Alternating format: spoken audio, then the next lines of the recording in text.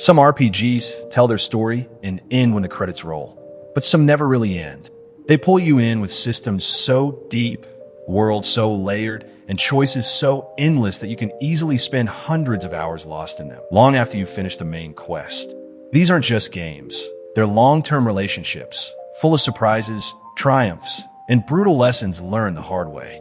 So, here's some long RPGs you probably didn't know about, each one a rabbit hole waiting to swallow you whole.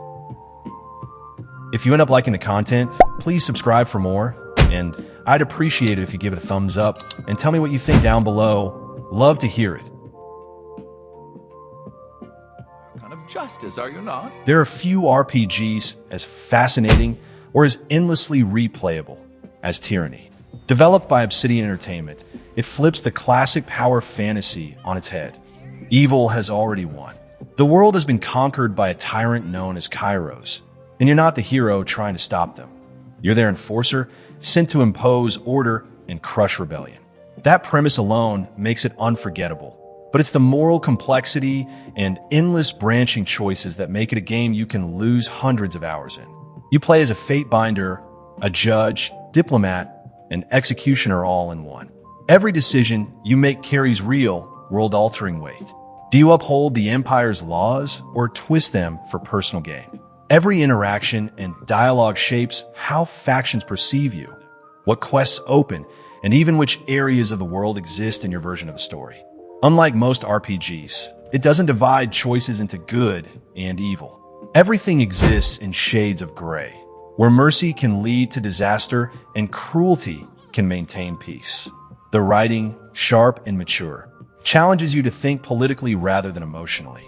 You're not saving the world, you're governing it. And that makes every playthrough completely unique. The gameplay combines classic Baldur's Gate-style combat with modern mechanics, party formations, real-time with pause battles, and synergies between character abilities.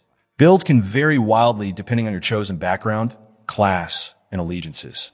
You could be a manipulative diplomat, a terrifying warrior, or a cunning mage bending the rules of magic itself. But what really sets it apart is its replay value. Every path you take locks off entire storylines, regions, and characters. To see everything, you have to play multiple times, and each time feels like discovering an entirely new world. It's dark, intelligent, and refreshingly original.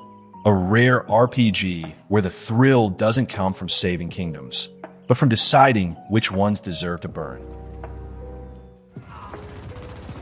At first glance, The Ascent looks like a cyberpunk shooter.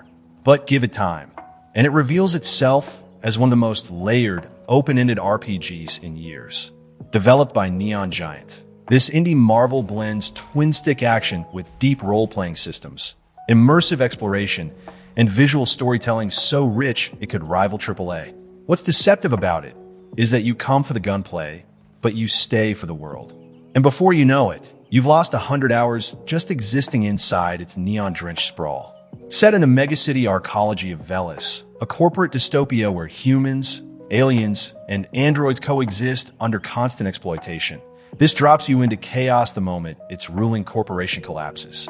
With no leadership, the city descends into anarchy, and your low-level worker suddenly finds themselves navigating the underbelly of a fallen civilization. The story is grounded, but the world building is where the magic happens. Every alleyway tells a story. NPCs mutter about riots, gangs, and deals gone bad. Elevators lead to entire districts you didn't know existed. The verticality and scale of Velis make exploration feel endless, almost overwhelming. And with its detailed environments, reflections, and lighting, it's one of the most visually stunning RPGs ever made. An entire cyberpunk world compressed into a living diorama. But beneath the spectacle lies deep RPG structure. You can build your character however you want, choosing between weapon archetypes, augmentations, passive upgrades, and cybernetic implants that radically change your playstyle. The co-op mode adds another layer of longevity, letting you tear through missions with friends, experiment with builds, and explore together. The Ascent might not tell a 100-hour story, but it offers 100 hours of atmosphere, discovery, and pure cyberpunk immersion. Every minute you spend in the game feels like living in a neon fever dream that you never want to end. If you've ever wondered what it's like to actually run a kingdom while fighting monsters, arguing with nobles, and managing a party of unpredictable adventurers, Pathfinder, Kingmaker is your answer and your undoing. Developed by Owlcat Games, it's based on the tabletop Pathfinder rule set, and it's easily one of the most intricate, time-devouring RPGs ever made. On the surface, it looks like a Baldur's Gate successor, but underneath is an Empire simulator, tactical challenge, and moral dilemma all rolled into one. You start as a wandering hero claiming a patch of wild, lawless land. Before long, you're not just questing, you're ruling. Every decision affects your kingdom's stability, morale, and alliances. A single bad decree can doom entire regions, while neglecting your companion's loyalty can cause rebellion or betrayal. The writing is dense and philosophical, filled with branching dialogue, complex relationships, and political intrigue. Combat is another layer of obsession. Its real-time with pause system rewards tactical thinking, and with over a dozen classes, hundreds of spells, and limitless build combinations, it's easy to sink hours just tweaking your team composition. Then comes the kingdom management layer, appointing advisors, building cities, resolving crises, and trying to keep your realm from collapsing while still adventuring. The sheer depth is overwhelming, but that's the magic. You'll spend hours solving one quest line only to realize it's connected to 5 others. Entire evenings vanish while you optimize gear, respec characters, or follow the ripple effect of one moral choice. Kingmaker doesn't just offer content, it offers commitment. It's a sprawling, demanding masterpiece that rewards patience with one of the most satisfying RPG experiences of the decade. Somewhere between a tabletop RPG, a roguelike, and a tactical strategy game sits For the King. A deceptively simple-looking adventure that's actually one of the most replayable and addictive RPGs of the last decade. Developed by Iron Oak Games, it combines the charm of board games with the depth of turn-based combat, resulting in a game where every decision can mean survival or total disaster. And once you understand its systems, you'll lose entire weekends to its procedural chaos. You control a group of heroes sent to restore peace to the land of Farl after the king's assassination, but unlike traditional RPGs, For the King is designed around runs. Every campaign is procedurally generated, from world maps and events to dungeons and loot. That means no 2 adventures are ever the same, and that replayability is where the addiction lies. Each hero brings distinct strengths and weaknesses. The turn-based combat looks simple, but runs on a clever dice-based system that blends strategy with chance. Every swing, spell, or dodge depends on your stats and the roll of the dice, making each fight feel like a tense gamble. The key to victory is preparation. Stocking items, managing focus points, and positioning your party become as important as the battles themselves. The cooperative element is where it truly shines. You can play solo, sure, but with friends, it becomes pure magic. A chaotic blend of teamwork, laughter, and betrayal as bad dice rolls send the entire campaign into shambles. You'll plan carefully, make bold decisions, and inevitably watch everything go wrong in the best way possible.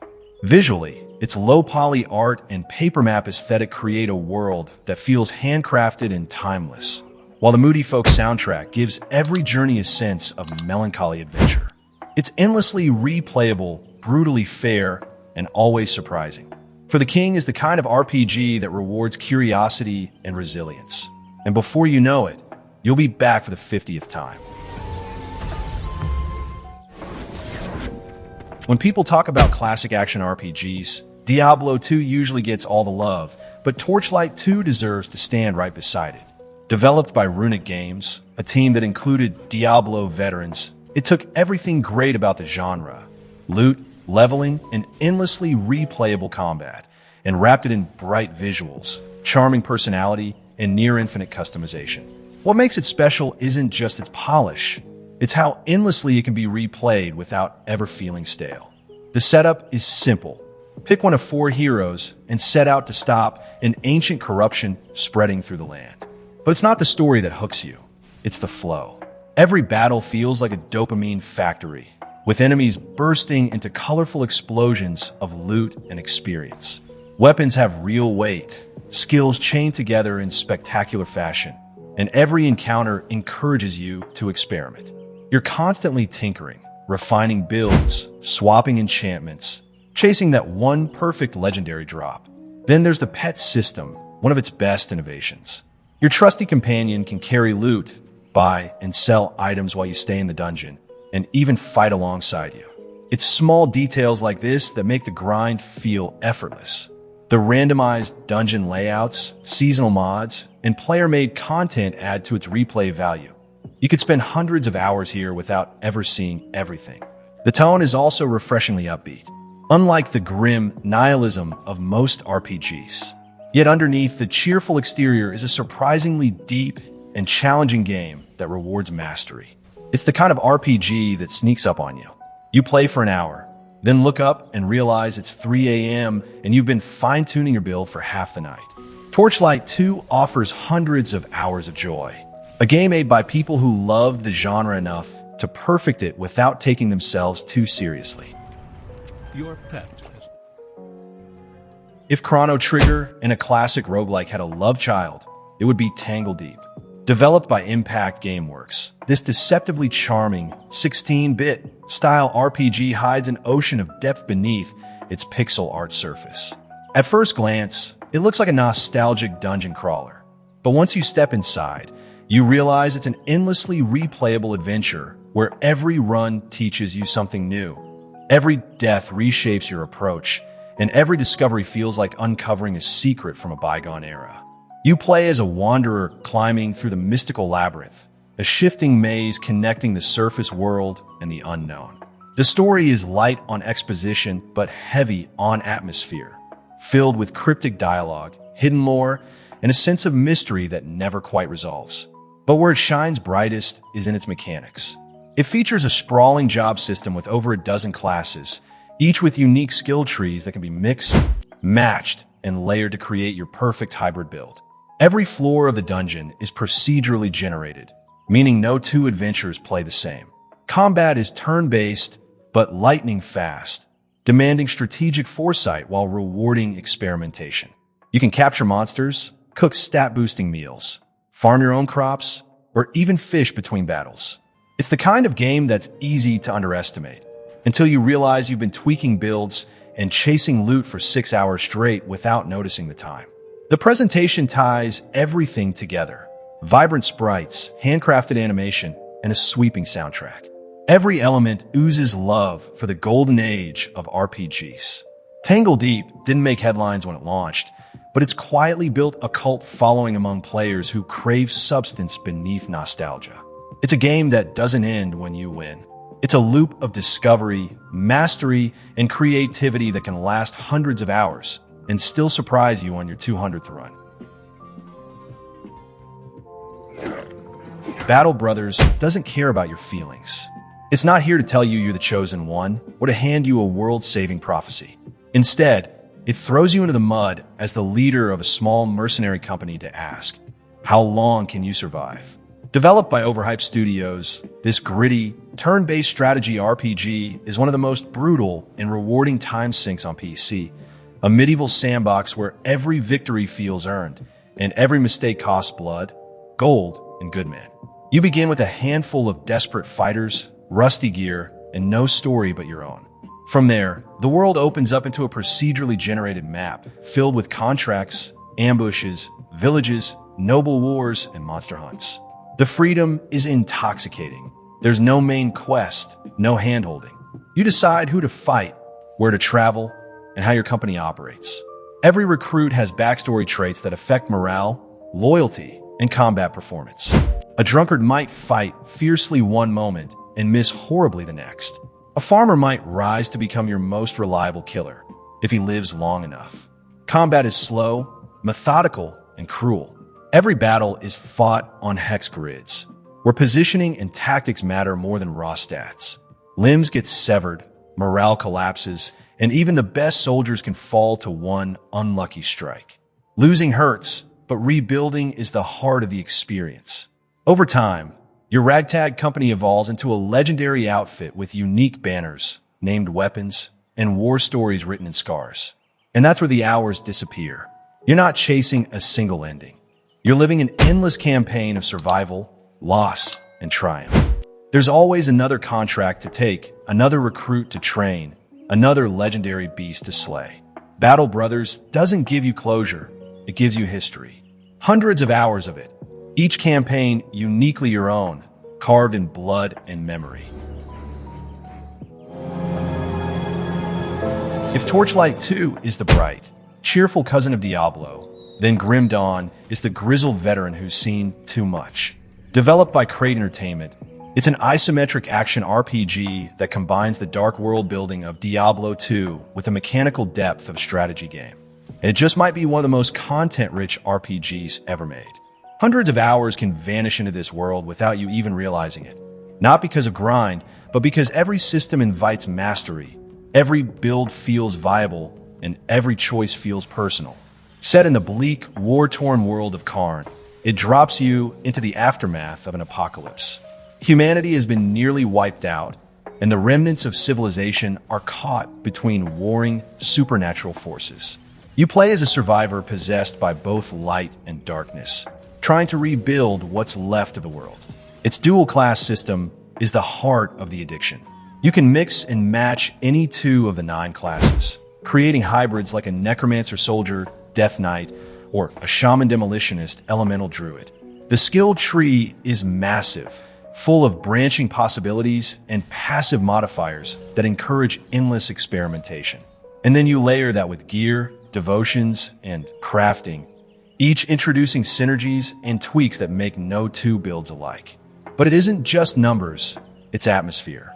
The world design is sprawling and handcrafted, full of ruined towns, haunted forests, and cursed temples that feel alive with history. Hidden quests, secret dungeons, and choices that permanently alter the world's factions give it a replayability few ARPGs can match. And when you think you've seen it all, the expansions add entire new regions, storylines, and mastery classes that can double your playtime. It's a game built for long-term investment, the kind that rewards you for coming back, experimenting, and pushing deeper into it. Grim Dawn doesn't ask for hundreds of hours, it earns them. Before Grim Dawn existed, there was Titan Quest, its spiritual ancestor and one of the most quietly enduring ARPGs of all time. Released in 2006 by Iron Lore Entertainment, this mythological adventure took the addictive formula of Diablo and traded dark dungeons for bright, sunlit history, sending players on a journey through ancient Greece, Egypt, and China. It may look straightforward, but beneath that classical beauty lies a bottomless well of systems, loot, and replay value that can easily consume hundreds of hours.